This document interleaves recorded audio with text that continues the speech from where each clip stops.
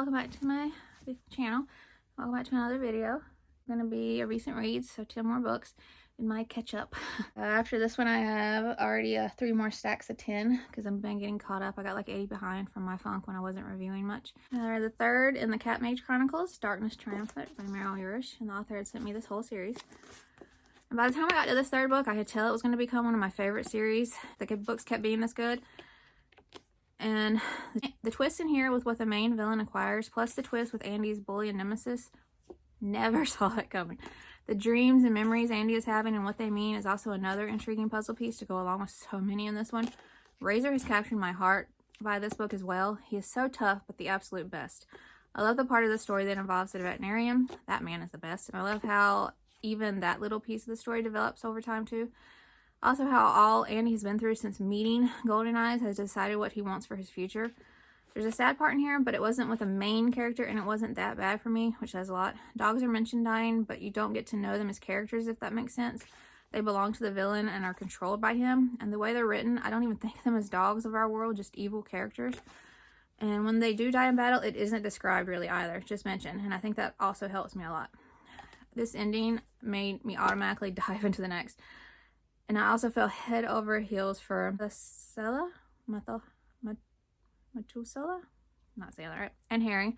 Most adorable relationship and banter. Cat hair. Always with the cat hair. Loved it. Just highly recommend. Barrett Hunters, the first book by Ellen O. Wow. I absolutely love this book. It was dark, creepy, and just utterly brilliant. This was such a creepy read. I would have been fine reading it at a middle grade age, but that's up to each parent to decide for their own child, as I always say. It can get pretty dark, and I was just so shocked, impressed, and blown away by this book. I love the ghost folklore type feel, the history and backstory of this house and the ghosts. I love the cultural aspects, including Harper's Korean grandmother who believes in so many impossible things, and her wisdom from her own paranormal parts of life. And then the family aspect as a whole is so amazing. Moving somewhere new, the older sister mad and blaming Harper, our main character. Harper feeling like she's forgetting something. Her beloved brother starting to act like a different person as if possessed. Harper's mom, who is the complete opposite in belief to the grandmother, and the distance that caused. It also damaged Harper in many ways because she wasn't believed or accepted for who she was. She was made to feel a certain way about certain things to the point where she felt she had to change and even forget things. Many great messages woven into this dark, haunting story. Great characters. Loved Harper and adored the friend she makes in Deo. Just a great dynamic. I also, of course, love her grandmother. And another very special character we meet later in the book. This kept me on the edge of my seat, and suspense and danger and everything faced was all so nail-bitingly good. I loved everything right down to the bells. Like I said, so many great messages. I love this. It's been so long, I can't remember if the author or the publisher sent me this, so thank you very much. The Antidotes, Pollution Solution by Mechael. That's advanced reader's copy, but it is out now. It was such an educational book for kids while at the same time being enjoyable. And it will also be relatable to different kids in different ways, such as bullying, dealing with grief and loss, and life after a pandemic, and the fear of it getting worse again. It delivers a lot of helpful knowledge in a way that kids will have fun reading. They won't feel like they're learning or be bored. Just had a great time with this. Quick video, there's a lot of sequels in here. And I read the fourth in the Cat Mage Chronicles, Darkness Exultant by Meryl Yourish. And this fourth book in the series, so the further I've gotten, the less I'm able to talk about, so I don't spoil, but man, this was just as great as the last 3. I love the direction this one went, carrying on from how the last one ended, plus the secret Andy has and the unknown of all of that still. Just so many twists and turns, just still so much action and danger and suspense and just amazing writing. These cat mages and the human characters are all written so well, even the villains. And I still love all my favorites more and more each book. Just highly recommend. It's just such a phenomenal series. Upper middle grade probably. And they get older and older each book. But it stays. It's just the violence that I would say makes it upper middle grade. Because they're in a war. Yellow Jacket or Little Bee Books sent me Ghosts Come Rising by Adam Perry. And I was so excited because this was a highly anticipated release. Thank you so much.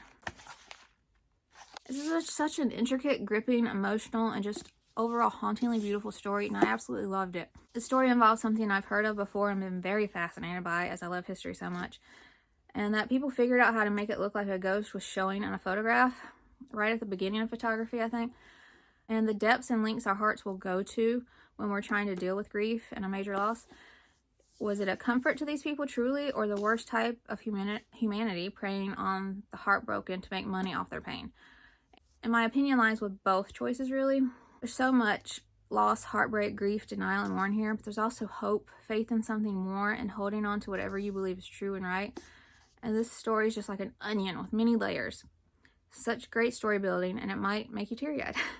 But all the layers build a beautiful story, and you end with an amazing and hopeful outcome. The suspense starts from the get-go with a gentle hum and builds steadily to the chaos of a huge storm by the climax of the story. And then when the storm calms, you have a beautiful rainbow. Sorry, this book just made me sappy, and I loved it. Amazing overall plot that effortlessly ties into the core messages and heart of the story. There's the story of grief and so much surrounding it. Historical aspects of the time, including the spiritualist movement happening here. It's also set in Pennsylvania, and since I now live here, I really enjoyed that as well. I just highly recommend it. Just such a great read. Then I read the first in Elizabeth Webster series by William Lashner, Elizabeth Webster and the Court of Uncommon Pleas. And this book blew me away. I fell in love with this writing, the dialogue, the banter, the incredible characters, and this phenomenal alternate world, and just every imaginative detail. And just the fact that there are laws, lawyers, and a judge, a courtroom, etc. for otherworld, paranormal disputes and events is just a phenomenal idea for a story, period. The Court of Uncommon Pleas, I love it. The judge in here, brilliant. Actually, all the details the author put into the courtroom and everything about it, plus everything else we see and learn along the way, is just all utterly genius and creative and just so imaginative. This would make such a superbly entertaining TV show. The writing style is amazing. Not only the incredible humor and banter and just overall dialogue of our characters, but all the writing, including the general narrative. And I read these so fast. I fell in love with this first book. Incredible characters, relatable issues, underlying messages as well, plus incredible story and world building and character development and growth.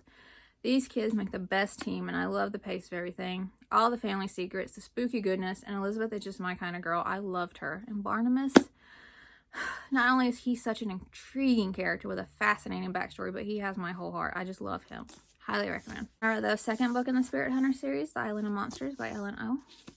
And the darkness of this one and the overall creepiness factor period was amped up even more. And this one even creeped me out a bit. Such a phenomenal second book, and I flew through it. So hard to put it down. We have a different location that is so atmospheric and so creepy itself with a horrific backstory. The writing is so vividly described, you feel like you're there, which probably helps that creepy factor. Still love these characters, and we meet some new ones as well, and there's a whole new mystery and paranormal aspect with a bit of a twist. There's a sad, bittersweet moment at the beginning, but I understand why it happened, but my heart hurt for our main character, Harper. Just highly recommend if you want a thoroughly creepy middle grade that also has great friendships, family, writing, underlying messages, and just so much heart. Just loved it. I read the fifth and final book in the Cat Mage Chronicles, Darkness Fallen by Meryl. And so since this is the fifth and final, I really can't say a lot, but man, this was definitely now one of my all-time favorite series. So incredible. The writing, the pace, the characters, the plot, the flow, and how everything unravels with the perfect timing, and just so much more. I absolutely love how it all came together. I was so happy with the endings for all of my favorites, who I've fallen so in love with over the series. Such a satisfying conclusion. I absolutely loved the author's take on the bully story in here and everything that happened with that. Just really impressed by so many aspects in general with these. I just read them so fast and never wanted to put them down. Each chapter ending left me wanting more and needing to keep going and see what was going to happen next. Highly recommend. After that first book, and it happens in the first few pages, the scene will walk upon where there's some cat mages that have been murdered. It doesn't happen on page, and it's not even graphically described when they're found. And then one of the characters, a sad part, it did scare me about the rest of the series, but I'm glad I didn't let that stop me, because it just got better and better, and that was like the worst of it as far as what happened. So just highly recommend. Such a great series. And then I read Into the Glades by Laura Sebastian, and Random House Kids has sent me this. Thank you so much. Just such a magical story full of friendship, family, amazing messages, and so much imagination and heart. I just love this. This Everglades-inspired magical swampland is so phenomenal, so atmospheric, and the curse adds to that even more, and the meaning behind it all. These 4 friends, family, on their quest, it's just all so good, and the inhabitants we see that live there are so fascinating, and the tree and everything that happens there, I loved it. Everything we learn on their journey about their home, their family, and especially themselves is amazing. Amazing character growth and development. Big focus on family at the heart of this, and a big underlying message of grief at the core, and how it's all woven together into the magical aspects of the story is truly beautiful. Just a moving, deep story that shows how we live on and the lives we touched and the stories and knowledge we share and shows after we're gone through those people. Bodies may die, but the love never leaves. Just a beautiful read. And then lastly for this video, I read the 7th in the Murder Most Unladylike series by Robin Stevens, Death in the Spotlight. So since it is the 7th, I can't say a lot obviously, but of course the series is one of my all-time favorites now. And so this was superb. I absolutely love the direction this one took. It was amazing being in London this time with Hazel and Daisy and staying with our favorite Uncle Felix. Plus, we spent so much time at the theater, and that is where a murder mystery unfolds, and everything was brilliantly done. The theater aspect was so good. This mystery was such a great one as well, and I just loved every bit of this. Just highly recommend, of course. Loved it. Alright, well, that's it for this video. Have you read any of these? Did you like them? Did you not? Let me know in the comments, and I hope you enjoyed it. And if you would like to subscribe, I would love that if you'd like to. And I'll see you in my next video. Bye.